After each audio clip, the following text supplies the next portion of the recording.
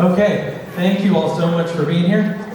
This is the very first time that we are doing this case study event. We've been talking about it for years, and you guys get to be the very first participants. So thank you all very much.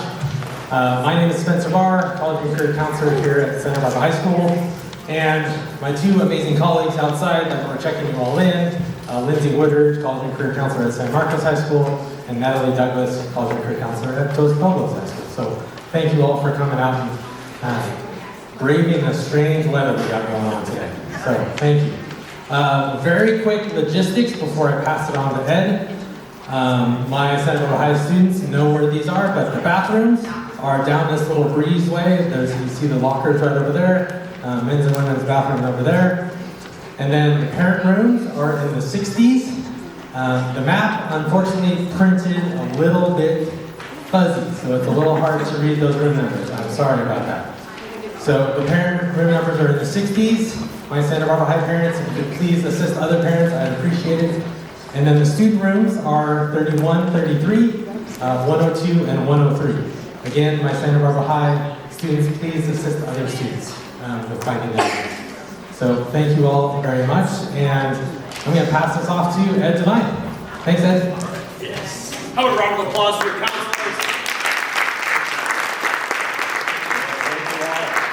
Welcome to the college search, families. Yay! That's what you're here for, right? Yeah. How many are working with juniors? Anybody working with sophomores? Anybody with freshmen? Anybody without kids and you're wondering what you got yourself into? Too late, right? Because we sell real estate on the side. No. Well, welcome. I'm Ed Devine. I actually live right up the road in Santa Maria, and I represent one of the colleges here tonight that is outside of the state of California. I'm part of a group called the Regional Admission Counselors of California. And we are a collection of out-of-state schools that have been sent here to find the amazing students in California. Is it true? Are there amazing students here in California? Yes, let's make some noise for that, right? Yeah, we go. There's some college reps walking by. But let that be an indication to you that we're here in your backyard, we're a part of your community, and that we are here to find great students and create options. Our mission-driven focus for RAC is to create options in the college search. So we're excited to be here and bring this case study event. This is really one of our favorite events to do because we get to partner with your high schools and really kind of peel back the curtain on the mystery that is college admissions. And so tonight, what's really cool is you're going to get to work and serve as an admission committee. So how many have seen the cases, started to kind of thumb around and look at those? Yeah. So your job is going to be to work as an admission committee. Are you ready for the power? Yeah, right? So in a couple minutes, we're going to break out into 8 classrooms and go through this process of first understanding the college we represent. This is the college, Lake Washington University, based in Seattle, Washington, founded in 1922. You're going to first learn about that college so that you can learn what lens we will look at students through. Right? So there are 3,500 four-year colleges in the country. We all do admissions in relatively similar ways, but there are things that we do differently. In that, learning about the college, you're going to kind of hear the term, perhaps, institutional priorities mentioned. Who, as Lake Washington, are we looking to attract to our college and university? So you're going to represent the school. You can pretend that you graduated from Lake Washington, parents 25 years ago, 15 maybe. Students maybe recently graduated and you get to take your first job in college admissions. And you go out and form that admissions committee. And so in this kind of real life scenario, you would have gone out, visited campuses, met with students, traveled the globe, right? Traveled the country, set foot into many high schools, trying to build up that applicant pool. And in this scenario, this case study, what we're doing is serving as in our time called reading season, reading time. Many colleges just finished it, right? So we, from November to March, sit and read applications. You're going to have the opportunity to read 3 today or get introduced to 3. But many of the colleagues, my colleagues here, will read anywhere from 300 applications to 3,000, right? So understanding the volume is kind of a critical part to think about in this process. But we are going to set out to 8 classrooms, and we're going to go through a review of each applicant. You will read the applications, talk about the applications. There will be debates, and then we're going to vote to admit a student, waitlist a student, and deny a student. And I know, Anybody write good breakup letters or rejection letters? Because we're awful at it, right? We'll tell you that right now. There's a lot of letters that go out that are denied letters. We normally brag about ourselves for 2 paragraphs, right? And then in the third, we say something like, unfortunately, because we're so awesome, we can't fit you into the class, student. And we know the students at home saying, just text me, tweet me, get it over with, right? But we do have that struggle tonight of putting one student in the class. One is going to make it onto the wait list, and the people leading the discussion in your room will talk about that. One will be placed onto the wait list, and one of those students will be denied. You ready for that power? You ready to serve as a committee? Now what's super cool and a takeaway lesson from this is going to be done in 8 classrooms. Same university, same applicants, but probably different results are going to be produced, right? Because the committee discussion that you will see, and we want your voice to be lent to the discussion, what you bring to the table is valuable. And what that committee kind of turns into will be based on that collection of students or parents. And that committee will take on a life of its own. That discussion will happen. We'll gather back here at the end before the college fair and get to talk to each other and say, who was admitted in your group? And there's going to be a lot of difference, right? A lot of similar discussions, but the way the committee decided will probably look different 8 different times, right? So part of the understanding is to see that colleges will first use their lens, who are we? Their committee will make decisions that don't always make sense to the outside world, and that's what we trust in this process, right? So part of the job again tonight, understand the university, look through those applications and get a feel for who we are. If you haven't, you can hit this QR code if you want to pull out the application information. Also, students, we're going to have in the classroom the Strive Scan QR code. That's a great way for you to set up your Strive Scan QR code so that you can get on the mailing lists of the schools after the event. Yeah, let me know if you're having any success getting that up there. It's kind of far, I guess, but any luck? Yeah. So that's part of the fun. And so tonight, the school that we're working for, Lake Washington, it's fictitious, but it's selective, right? We accept about 1/3 of our applications. Any guess on what the most selective college in the country, how many applications, what percentage they take? 3%, 2%? Yeah, you guys are right on, right? We keep wondering who's going to get to 1%. Nobody has yet, but it's getting close. That makes things tough, right? That makes things difficult. We here, when we're accepting about 1/3, we probably fall at Lake Washington into the second band of selectivity. A lot of schools are going to fall into that 15% or less. That's the mostly selective. The highly selective will be somewhere between 16 and 35%. That's where we will be as part of Lake Washington. So we're going to be really kind of discerning in who we pick, and you're picking 1 out of 3 applicants. And then on up the chain you go, and you'll find schools that admit 80%, right?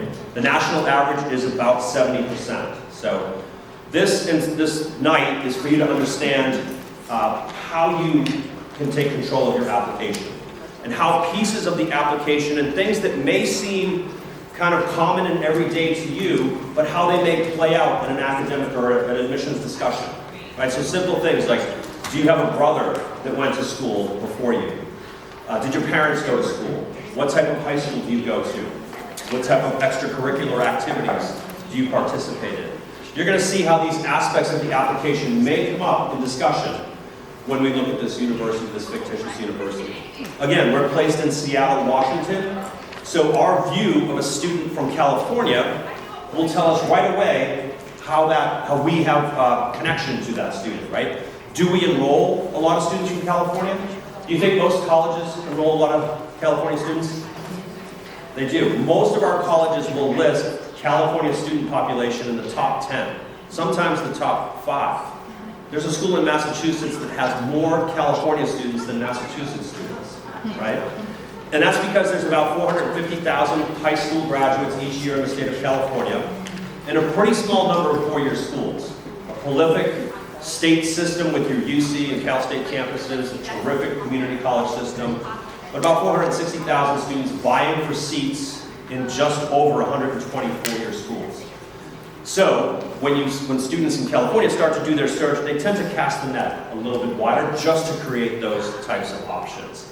But we in Seattle, working at Lake Washington, will maybe have as a priority, an institutional priority, the mission to get more California students, or maybe we decide in our committees, we have a lot, so we're going to be more selective in those California student applications. So it's going to be fun tonight. We want your participation. Our college reps love doing this night. It's a chance for us to peel back the curtain. You're going to hear a lot. It depends. And that's because schools do this very differently, right? And we have a great mix of schools here. So they're going to be taking off their university cap for the evening and representing our fictitious Lake Washington University. And you're going to learn more about the school in just a minute. But you're going to be representing that university so that we can see what selective schools are talking about when they consider your application. We're going to pull it apart, look at what's in there. Your walkaway is to, have some excitement about some of the students you meet in this case study. Don't try to email them though, they're not real people. Try to, friend them on Facebook. But really kind of think about when you go home, and we'll ask you a little bit in our classroom, what could this student have done to kind of erase any doubt that we may have had in school, right? So they sometimes call that Monday quarterbacking. What would this student, could they have done within their application, within their connection to us? How could they have convinced us that they were the right student for our school, or that we should have selected them? And that'll be some of the walkaway knowledge that you get when we consider the application. Because here's what we're going to be looking at. We talk about the students in a couple ways. Their academics, we're going to pull that right from the transcripts. Our students are terrific at discerning transcripts. But we'll find out who a student is academically from their transcripts, as well as from their teacher recommendations, right? We can garner a lot of information from their teacher recommendations. So that's a place that we kind of build knowledge of who you are academically. And so at Lake Washington, we may ask right up front, can a student do the work at our school? Are they going to be academically viable here? Are we doing them a disservice to admit them because they don't have the academic background to make it through our curriculum? So academics will come from the classes. We are test optional at Lake Washington, so we do not look at tests. Right now in the country, there's probably 1,700 schools that fall into that test optional world. Many students in California are back to taking SAT and ACT, but whether or not you submit it depends on the school, your scores, and many other factors, right? So the academic, we're going to pull that academic piece out on these students. After that, we're going to try to define who they are outside the classroom. So you'll get a look at their activities list, we call it in the Common App. It's also called their resume. But what does the student do outside the classroom? What have they shared with us, and how much depth have they given sharing with us what their activities are? That's coming right from the resume. Maybe the rec letter from their counselor will inform us on who they are outside the classroom, what they do in the summer. And then their personal story is going to be derived from the rec letters and from that essay. How many have started thinking about the college essay? It's going to give you fits this summer. You're going to feel like it's all riding on the 650 words that I write for the Common App, or the personal insight questions for UC, right? Think about it, have fun with it. Think about the essays that you're going to read, and ask yourself, did we learn about the student? Did we learn something compelling about what drives them, what motivates them? Was it a good share? And again, start to turn your thoughts to what would I share in my college essay. And that's the personal aspect. On the college side, we may talk about your academic qualities and your personal qualities. Many of our students, we want to say, can they do the work? Will they excel in our class? After that, it's the what will they contribute to our brand of education? What are they going to contribute to Lake Washington, to Seattle, and all that? So, make sense? Ready to have some fun? So that's what we'll do. We're going to get up in a few minutes. You all have your classroom assignments. Everybody's checked in, right? Like Spencer said, down this road here, our parents, our student groups are often down to the left, so you have your assignments. Your classes will be led by real college admission counselors. So they're going to go through a quick overview of the school, break you into groups. You're going to read the applications, lend your voice, get involved in the discussion, and then they'll close that out with your vote. We want to hear who you voted for, and then we'll come back. We've got some final words for a raffle and a college fair. So we are going to say have fun, participate, play hard, have fun. Yeah, question. What time?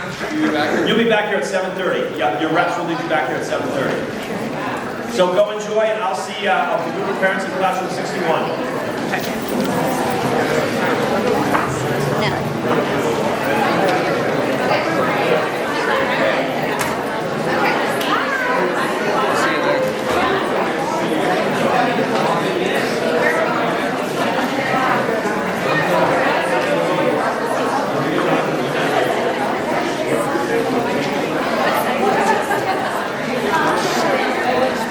Like, oh, this girl sucks and she's stupid and you don't want her to call.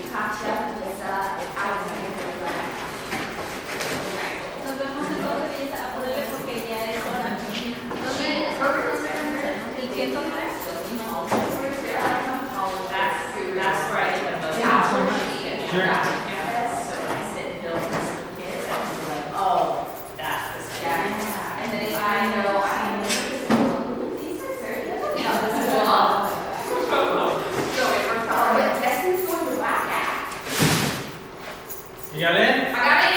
Good. District Pay for the Western Association, College Admissions Counseling. I didn't know that, but I think for 3 hours with the book net, so I decided to learn. And then I go to that. Oh, okay, great. I see you. Love that. I love that. Hi there. Can I help you? But, Hi. Are you here for financial aid workshop? I was paying for it. But, Thanks, Mary. Interesting.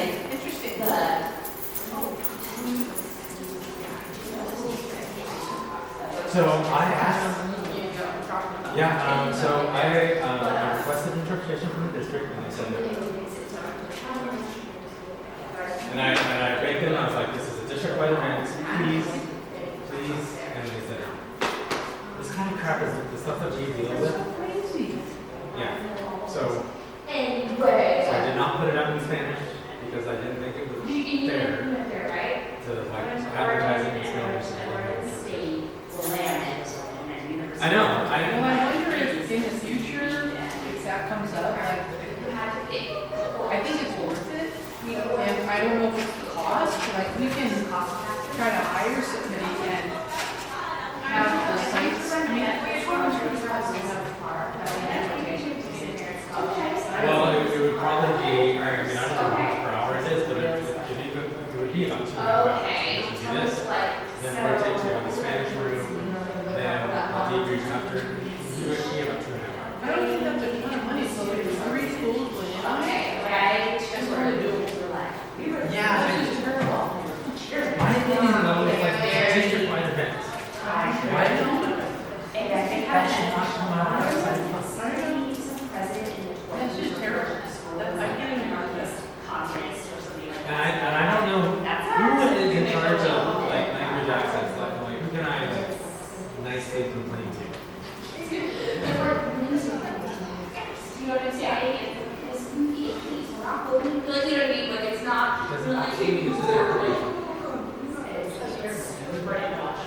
Everybody writes I know, it, it's like- it's that, when it gets put in this special library. Okay, so like pretentious,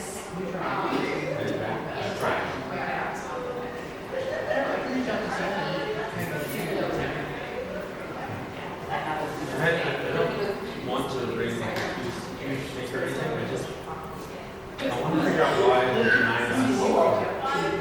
I did the language access form, and I got a response saying no, and then I responded back saying, this is a feeling, this is district by then. She was our secretary here last year. Right before that. Yes, very Oh, nice. so that's Sonia's office. That's Sonia.